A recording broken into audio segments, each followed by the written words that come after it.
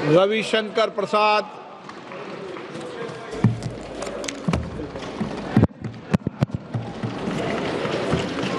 माननीय अध्यक्ष जी, मैं बहुत कृतज्ञ हूं कि मुझे इस महत्वपूर्ण बिल पर बोलने का अवसर दिया गया है। सर, मैं विपक्ष की बात सुन रहा था। मुझे उनके तर्क को समझने में थोड़ी कठिनाई हो रही है। वक्फ बिल में संशोधन होना चाहिए, लेकिन नहीं भी होना चाहिए। ये दोनों तर्क कैसे चलेगा? सबसे पहले बात थोड़ा संविधान की कर लेते हैं। आजकल लाल किताब बहुत घूमती है। जब भी कोई विषय होता है, संविधान की लाल किताब दिखाते हैं।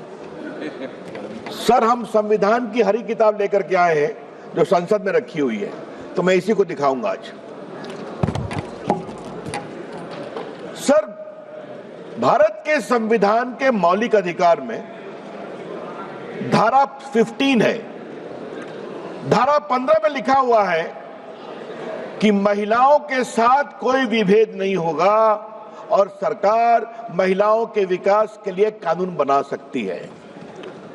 तो अगर यह वक्फ बिल देश की खवातीनों के विकास के लिए, वक्फ में उनकी भूमिका के लिए यह कानून लाया जा रहा है, तो यह कानून गैर संवैधानिक कैसे हो गया भाई?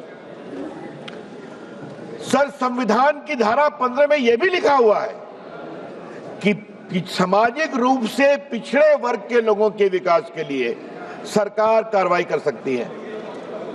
यह सच्चाई है। Honorable member, please. मैं जिस प्रदेश से आता हूं, Honorable member, please be seated. Honorable member, sir, जरा लोगों को बैठा please be दें। seated. Honorable member, जरा बैठ जाए। Honorable member, मैं भी आग्रह करूंगा। see the back to the chair. Please be seated. Venugopal जी, जरा मैं बोल रहा हूं, आप भी सुन लीजिए। Mister Venugopal, Yes. Mister Venugopal ji, I am speaking, kindly have some attention to me. बैठिए। सर, मैं ये कह रहा था कि मैं जिस प्रदेश बिहार से आता हूं, वहां बहुत सारे पिछड़े मुसलमान हैं। उत्तर प्रदेश में भी हैं, पसमंदा कहते हैं हम, कई कैटेगरी के हैं। उनको वक्फ के मैनेजमेंट में अवसर नहीं मिलता। और अगर संविधान की धारा 15 के आलोक में इस बिल में इस बात का प्रावधान किया जा रहा है कि पिछड़े मुसलमानों को भी वक्फ में जगह दी जाएगी, उनको जगह दी जाएगी, तो परेशानी क्यों है इनको? और सर, जहां तक सर सवाल है सर, मैं ये बताना चाहता हूं कि संविधान की दुहाई का जवाब मैं संविधान से ही दे रहा हूं। ये वक्फ में जो संशोधन हो रहा है वो मौलिक अधिकार की धारा 15 में उसकी अनुमति मिलती है। अब सर, धारा 25 की बात की गई। सर, अब हमारे विपक्ष के उपनेता को मैं सुन रहा था, आपने धारा 25 का जिक्र किया, तो धारा 25 का क्लॉज 2 भी पढ़ लीजिए मेरे साथ। सर, मैं आपके सामने पढ़ना चाहता हूं। Nothing in this article shall affect the operation of any existing law or prevent the state from making any law regulating or restricting any economic, financial, political or other secular activity which may be associated with the religious practice। तो अगर वक्फ की जमीन बर्बाद हो रही है, अगर वक्फ की जमीन लूटी जा रही है, अगर वक्फ की जमीन हड़पी जा रही है, तो संविधान की धारा 25 यह अधिकार देता है कि कानून बन सकता है। तो कृपया करके कोई, अगर आप धारा संविधान की कोट करते हैं तो पूरी की पूरी कोट करें। सर, मैं प्रावधानों पे आने के पहले एक और बुनियादी बात उठाना चाहता हूं। वक्फ के माने क्या है सर? माननीय मंत्री जी ने विस्तार से बताया है। Waqf is not a religious body. Waqf is just a statutory body. वो कोई धार्मिक संस्था नहीं है, वो सिर्फ एक वैधानिक संस्था है। सर, दूसरा सवाल आएगा सर।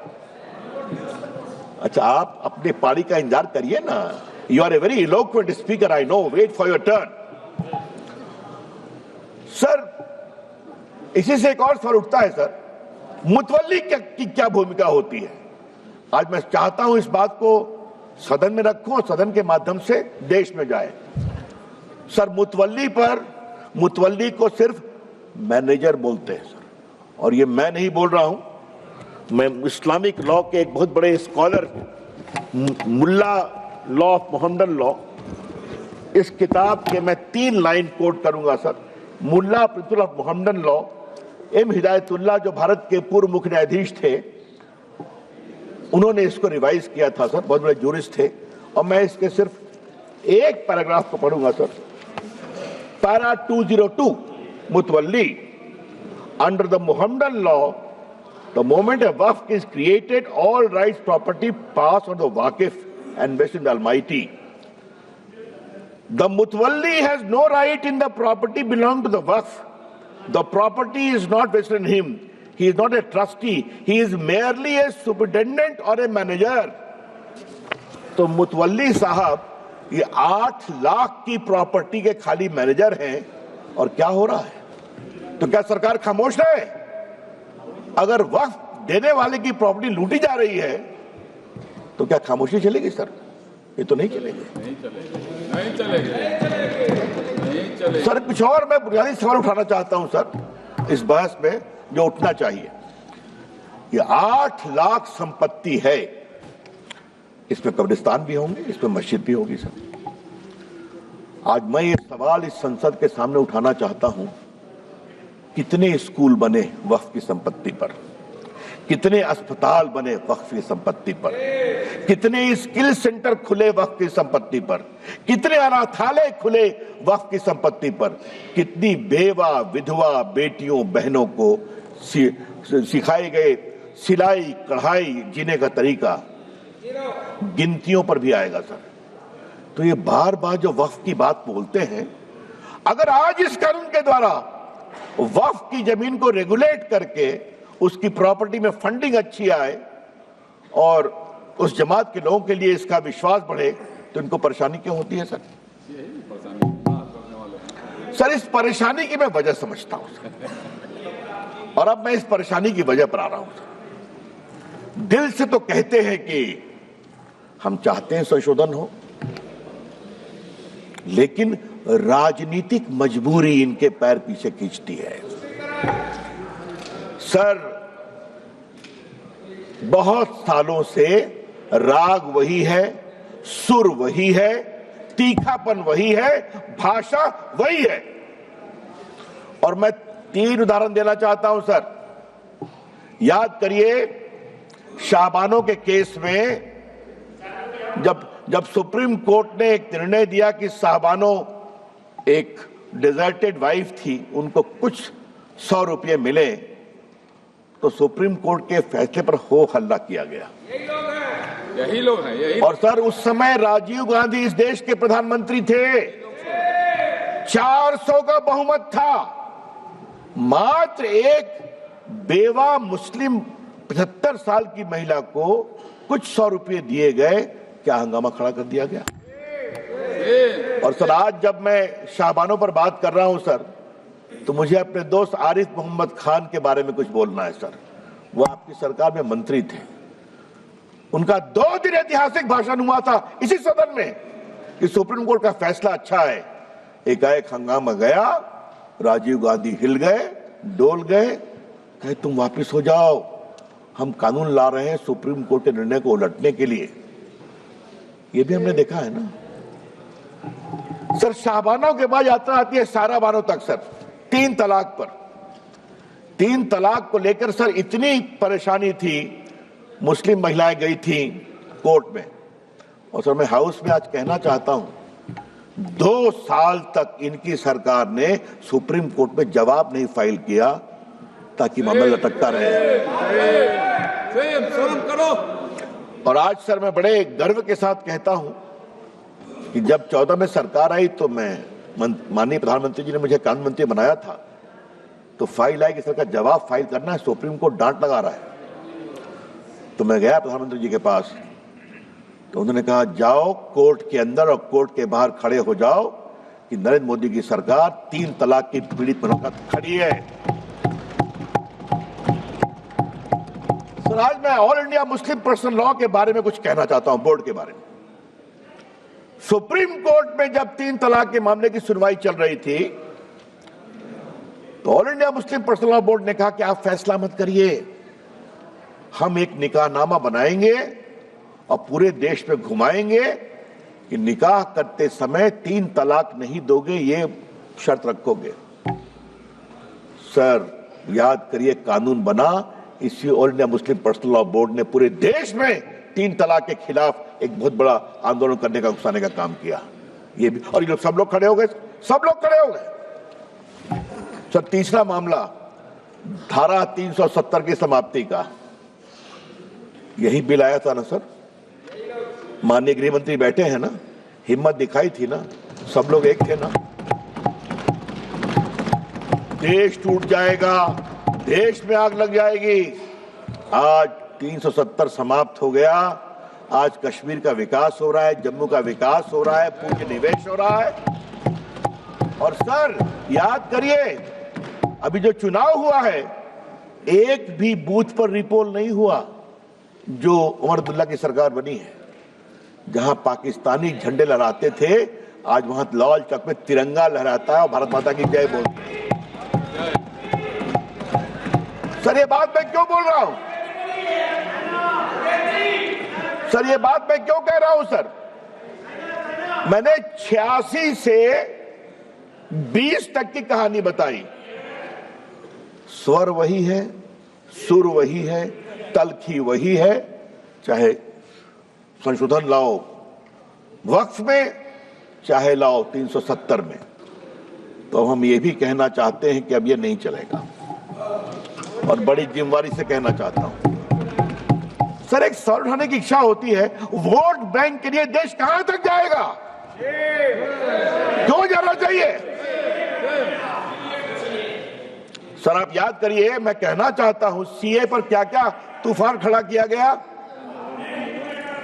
आप जो बाहर से हिंदू थे, सिख थे, क्रिश्चियन थे, उनको भारत लाया गया, उसका कोई असर हिंदुस्तान के मुसलमानों पर नहीं था, फिर भी तूफान खड़ा किया गया। और आज फिर खुड़ा करने की कोशिश की जा रही है। सर, अच्छा जरा शांत, अच्छा जरा आप शांत। अरे धर्मेंद्र जी, कभी तो हमको सुन लिया कीजिए, अखिलेश जी सुनते हैं, आप नहीं सुनते, यही समस्या है। सुनिए सर, इससे जुड़ा एक और बड़ा सवाल है सर, और वो सवाल मैं उठाना चाहता हूं। मुस्लिम जमात इस देश के लोग हैं, जितना हिंदुओं का उतना आपका है, कोई शक नहीं है। लेकिन मुस्लिम जमात के आदर्श कौन होंगे? क्या मुस्लिम जमात के आदर्श वोटों की दलाली करने वाले, सौदागरी करने वाले होंगे? अगर ये है तो ये देश को स्वीकार नहीं होगा। हम बहुत विनम्रता से कहना चाहते हैं, मुस्लिम समाज के आदर्श होंगे मौलाना अबुल कलाम आजाद, डॉक्टर एपीजे कलाम, अब्दुल हमीद, अशफाकुल्लाह खान, रसखान, कबीर, मलिक मोहम्मद जायसी। जब मोहम्मद शमी फास्ट बॉलिंग करके आउट करता है, पूरा देश ताली बजाता है। और जब सानिया मिर्जा टेनिस में भारत का नाम ऊंचा करती है, हम सभी खुश होते हैं। ये तय करना पड़ेगा। हमें लगा था कि 25-30 साल के बाद वोटों की सौदागरी कुछ बंद होगी, लेकिन अभी तक बंद नहीं है। कभी तो आप लोग निकलिए उससे बाहर। ये देश बदल रहा है और उनकी संख्या देख रहे हैं। कांग्रेस कहां थी, कहां चली आई? अखिलेश जी देखिए आप। और सर, एक बात और मैं आज बताना जरूरी है सदन के स्मृति के लिए। राजीव गांधी को 400 सीट मिली, शाहबानों में वो इन लोगों के सामने झुके। उसके बाद आज तक कांग्रेस को बहुमत नहीं मिला। याद करिए आप, देश की हवा कहां बह रही है, समझिए अखिलेश बाबू। और हमको आप इतना आलोचना करते हैं, नरेंद्र मोदी जी को एक बार पूर्ण बहुमत मिला, दूसरी बार पूर्ण बहुमत मिला। आप लोगों ने संविधान का कुछ मिसलीड करके धोखाधड़ी करके यूपी में कुछ गड़बड़ किया, जनता को समझ में आ गया तो हरियाणा जिता दिया, फिर आपके महाराष्ट्र जिता दिया, फिर दिल्ली जिता दिया और अब बिहार भी जिताने वाले। निश्चित रहिए आप।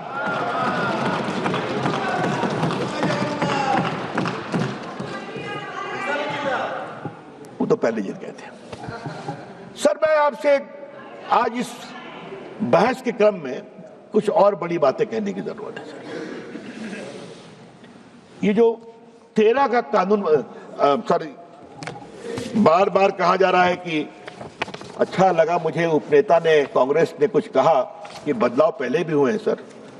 सर आपकी जानकारी के लिए अगर देखें आप, आजादी के बाद 54 में एक्ट आया, 59 में बदलाव हुआ, 64 में बदलाव हुआ, 69 में हुआ, 84 में बदलाव हुआ, फिर 95 में आया।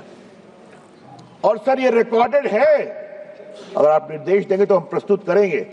ये सारा कुछ बदलाव कुछ जमातों के दबाव में आया। और सर 95 कब आया? जब राम जन्मभूमि का आंदोलन चल रहा था। हाँ, तो इन लोगों ने कहा ठीक है हमारे वक्फ में बदलाव करो। और 13 कब आया? जब इनके हारने का रास्ता खुल रहा था। सर जब आप इस तरह से कानून में बदलाव करते हैं तो आपकी मंशा अक़लियत की सेवा करना नहीं है, आपकी मंशा अपने वोट का इजाफा करने की है। फिर भी आप हार जाते हैं, तो फिर भी नहीं समझते। सर अब मैं इसकी आवाज मैं सुन रहा हूं, अपने प्रदेश की है क्या? चलिए, आपके मित्र के बेटी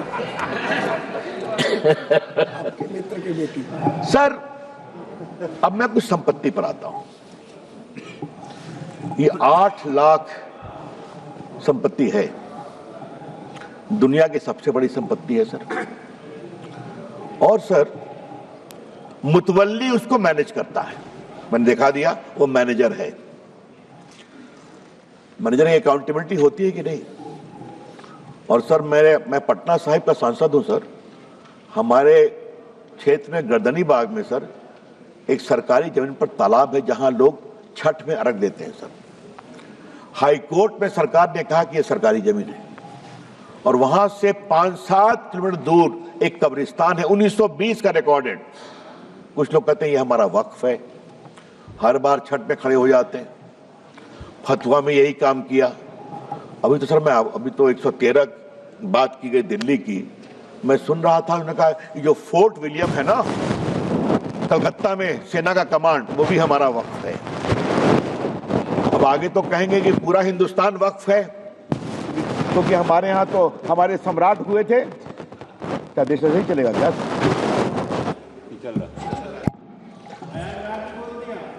अरे प्रयागराज में बोला, भोपाल में बोला, कहां नहीं बोला, मुंबई में बोला, जहां चले जाइए।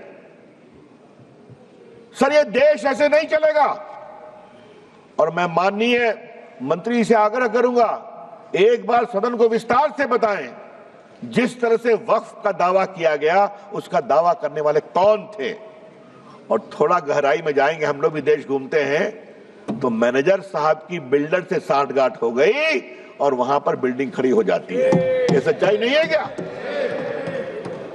वक्फ इसके लिए नहीं होता है। इसलिए ये पूरा बदलाव सर जरूरी है सर।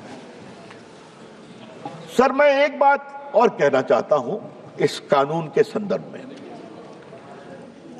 लेकिन उसके पहले सर हम एक बिहार के बड़े वरिष्ठ नेता को भी कोट करना चाहेंगे। और सर आपसे मैं आग्रह करूंगा, उनका नाम मैं बाद में पढ़ूंगा, लेकिन मैं चाहता हूं कि उनकी बड़ी विद्वता भरी टिप्पणी थी सर, वो सदन के सामने आनी चाहिए सर, वो बहुत जरूरी है। वो उस समय सर पार्लियामेंट में थे और उन्होंने कहा था कि पूरा लूट लिया है, पटना में भी लूट लिया है, एकदम वक्फ का कानून होना चाहिए। और सर वो नेता जो थे, जो उन्होंने बात कही सर, वो हमारे बिहार के पूर्व मुख्यमंत्री लालू प्रसाद जी थे। तो मेरे पास उनका कोट है, अगर आप कहेंगे तो निकाल के पढ़ दूंगा। हाँ अच्छा, हाँ अच्छा, मैं लेकर दूंगा सर, किसने नहीं विरोध किया? और आज मैं विपक्ष को एक ही बात कहना चाहता हूं, कुछ तो दिल में झांकिए आप। Sir, I will take 5 minutes, I will conclude. कुछ तो दिल में झांकिए आप कि अगर वक्फ की संपत्ति की लूट हो, हम खामोश रहें? इसको सख्त करना बहुत जरूरी है। सर, एक बात उन्होंने बार बार कही कि पहले हाईकोर्ट को भी पावर था